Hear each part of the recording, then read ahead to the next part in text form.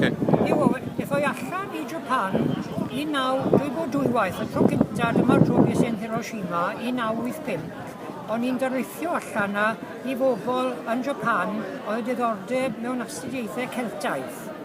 A'r Hiroshi Mitsutani, person beth sy'n amgylch Hiroshima yn ei gwmni, fe oedd yn trefnu a oedd e'n siarad, mae'n dysgu Cymraeg, siarad Cymraeg yn rhugl. Wedi sgwennu llyfr yn Japaneaidd ar iaith Gymraeg, ar gramadeg ar iaith Gymraeg. Mae'n aelod o'r orsedd a'i enw, a mae'n hoffi galw hunan yn Hywel Glyndŵr. Ac oedd e'n awyddus iawn bod fi'n mynd o amgylch Hiroshima gydag a gweld, mynd i'r amgueddfa yn gyntaf a gweld y lluniau erchyll fel sydd yn y gyfrol blwyddyn ôl. Ond beth oedd yn taro rhywun oedd mor hyfryd oedd y lle, bod y lle yn le braf iawn, y parc heddwch, bod e'n le braf iawn, bod y coed, y tir yn ffrwythlon, popeth yn edrych mor hardd, a eto mor wahanol i fel oedd y parc wedi ymddangos yn dilyn ymosodiad y bom yn 1985. Wedyn ni, beth yw amgylch yn gweld y lluniau hyn, a wrth gwrs oedd y cyfan yn ei cael effaith fawr arno i.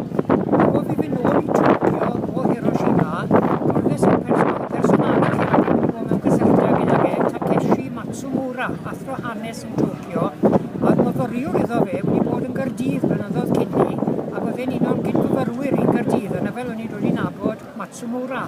Ac o'n i roi'r hanes, oedd wedi bod yn Hiroshima, wrth gwrs, a gwybod yr hanes, a oedd e'n mynnu bod fi'n dod â'r llyfr hyn nôl i Gymru i ddangos i bobl Cymru beth oedd effaith y bom. Nawr, o'n i rai cyfaddau ddim yn hapus iawn ynglyn â hyn.